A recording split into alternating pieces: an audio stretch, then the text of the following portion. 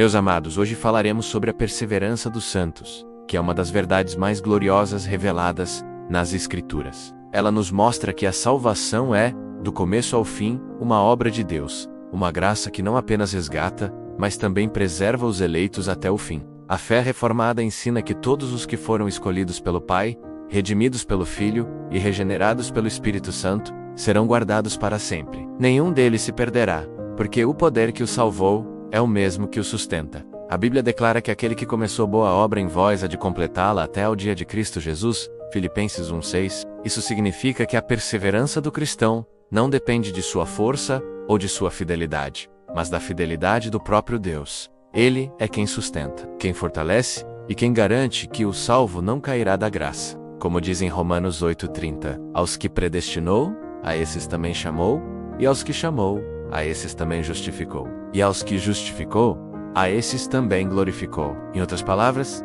a salvação não é uma cadeia quebrada, mas uma obra completa, ininterrupta e soberana da graça divina. Jesus afirmou com autoridade em João 10:28, eu lhes dou a vida eterna, jamais perecerão, e ninguém as arrebatará da minha mão. Essa é a essência da perseverança dos santos.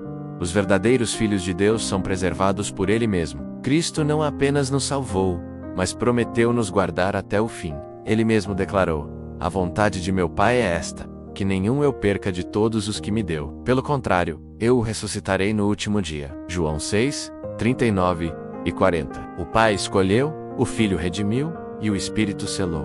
Assim, a salvação é uma obra trinitária, e por isso, é absolutamente segura. Jeremias 32:40 nos mostra o coração dessa promessa. Farei com eles aliança eterna, segundo a qual não deixarei de lhes fazer o bem. E porei o meu temor no seu coração, para que nunca se apartem de mim. A perseverança, portanto, não é sustentada pelo mérito humano, mas pela graça preservadora de Deus.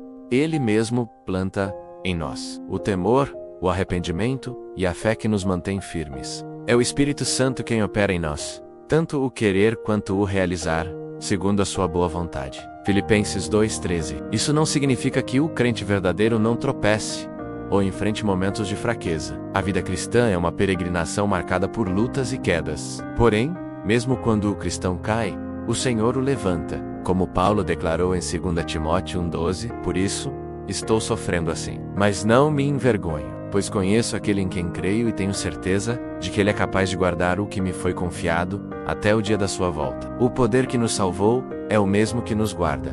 Nenhuma tentação é capaz de nos arrancar das mãos de Deus, pois Deus é fiel, e não permitirá que sejais tentados além das vossas forças.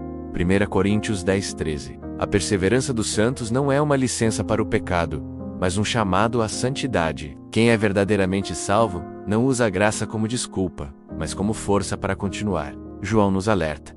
Eles saíram de nosso meio. Entretanto, não eram dos nossos. Porque, se tivessem sido dos nossos, teriam permanecido conosco. 1 João 2:19. A perseverança, portanto, é a evidência visível de uma regeneração invisível. Os que pertencem a Cristo permanecem nele, porque foram feitos novas criaturas e habitados pelo Espírito Santo. Pedro nos lembra dessa esperança eterna, ao dizer, bendito o Deus e Pai de nosso Senhor Jesus Cristo, que segundo a sua muita misericórdia, nos regenerou para uma viva esperança, para uma herança incorruptível, sem mácula, imarcessível, reservada nos céus para vós outros que sois guardados pelo poder de Deus.